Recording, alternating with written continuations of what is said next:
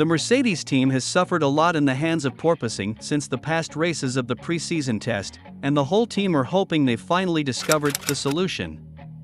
The Mercedes drivers have had the most uncomfortable 3 months racing of their careers, and that might just be coming to an end. Today, we're going to talk about how Mercedes intends to fix their W13 problems, so you might want to stick around for the rest of the video. But first, if you'd like to see more videos like this one, and welcome more updates on your favorite car brand or the auto world in general, don't forget to subscribe to our channel, because we constantly bring you more of the most current information about modern-day cars. Let's get right into it. The Mercedes W13 F1 car has pretty much been a real problem this season. The car's bouncing, unlike others, has simply been detrimental, so much so that Lewis Hamilton described the car as a viper or rattlesnake when it's pushed a little bit more for performance.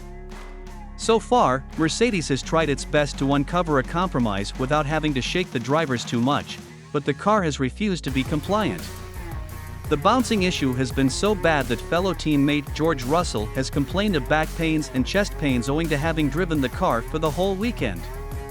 Yet George Russell has been able to make it to 4th while Lewis Hamilton salvages a 6th position in the driver's standings. The Mercedes team has decided that this wouldn't go on for much longer, as they aren't just in the Formula 1 race to simply be competition, but champions. And they intend to close the gap between them and their rivals in Barcelona. So, how do they plan on achieving this seemingly far-off dream, when rivals Red Bull and Ferrari are just extraordinary this season? Well, it's simple: by fixing the porpoising problem they've suffered all season. They all know something is wrong with the car, but the problem they've had all season is trying to figure out exactly what that is. But they think they have uncovered the fix they've been waiting for, or so they hope anyway, because they wouldn't exactly be able to find out for sure it works until the car is tried at Barcelona free practice, where all their theories will be put to the test. Still, they think they've found the areas to focus their upgrades in, and regrettably for Mercedes, it seems more and more probable that their unique no-pod side pod design might just be the one responsible. The team has basically been going on about the benefits this design brings aerodynamically all season, and Toto Wolff has remained insistent that the car performs better in speed without the side pods than with them.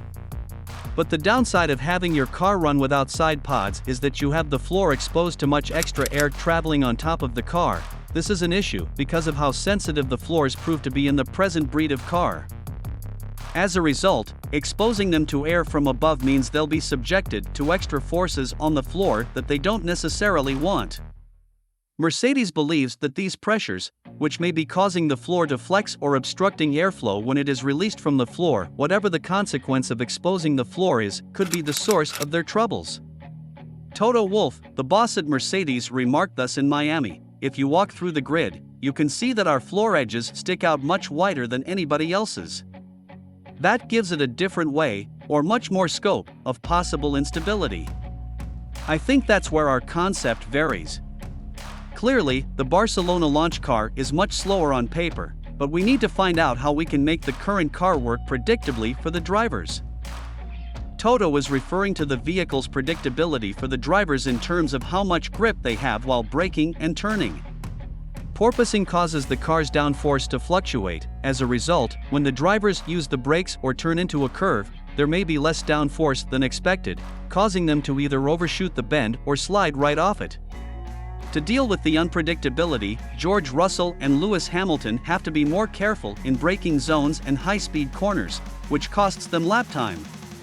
When this problem initially surfaced during pre-season testing, the FIA authorized teams to attach a single stay on either side of the vehicle to strengthen the rigidity of the floorboards. However, as compared to other teams, the W13 stay is significantly longer. Because Mercedes lacks a side pod to connect them to, they must go further.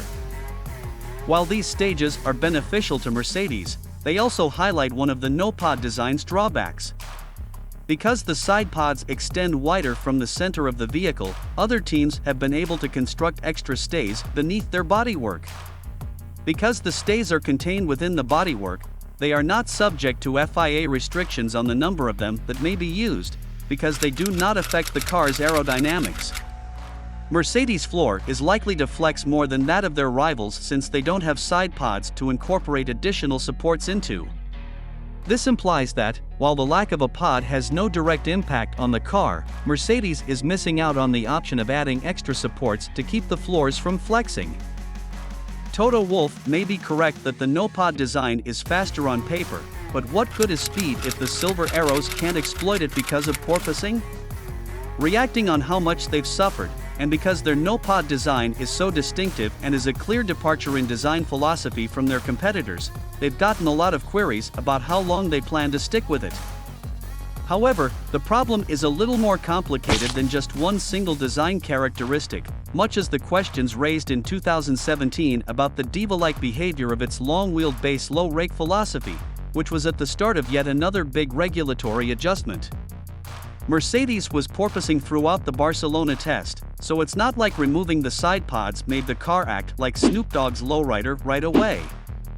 However, Barcelona provides an excellent opportunity to compare the current car to the one tested in February. They'll be able to compare the data from the present car to the side pod version after the first practice session and decide how to proceed. Given how little success the team has achieved thus far, there has been speculation regarding whether the team may return to the old spec in Barcelona. When asked if they could return to the old philosophy if Barcelona proves it, Wolff responded, "Well, I wouldn't discount anything, but we need to give all our people the benefit of the doubt. They have produced great race cars in the past and we believe that this is the route to go. Barcelona is definitely going to be a point in time where we are able to correlate with what we saw in February and gather more data.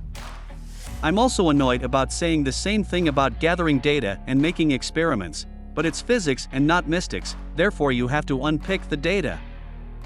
According to Wolff's comments, it's doubtful that the side pods would be installed for the race, but it wouldn't surprise anybody if they had a run-in-one during the 3 free practice sessions. They could run one car with side pods and one without, in FP1, then compare the results. This will still allow them FP2 and 3 to tune in their race settings, but it will also offer them 2 sets of data to compare after the weekend. Alternatively, they may install side pods on both vehicles for FP1, then remove them for FP2 and 3. It's difficult to say how they'll go about it, but if we see a side pod W13 at any time this weekend, expect the media to go insane. While Wolff hasn't confirmed that the team would test both versions of the vehicle in Barcelona, he has stated that they will make a choice one way or the other after the event. He said, "I believe we're still devoted to the being conception, and you need to be. If you don't believe, and you give the other one a 50% chance, then you've got to switch now. We are faithful to the current concept, we are not looking at the lady next door to see if we like it more or not. It's still good. As a matter of fact, we need to understand, before you make a decision to switch to another concept, where did one go wrong? And what is the goodness of the concept, and what is the badness of the concept? That is a question you can only respond to yourself. I would be asking ourselves to get an answer after Barcelona, because that's the real correlation we have. And by then, we'll look at ourselves in the mirror and say, did we get it wrong or not?" Until present, the team has maintained that the no-pod design is unquestionably faster than anything else on the grid. However, Lewis Hamilton has indicated openly that he dislikes the vehicle and has chastised the team for failing to make any progress with it. It will harm Wolff's dignity if he is forced to confess that Lewis was correct all along. It's not often that we see F1's big bad Wolff make a mistake. This may be a big deal, but if it improves Wolff's team's season, he won't mind. What do you think Mercedes' Barcelona approach will be?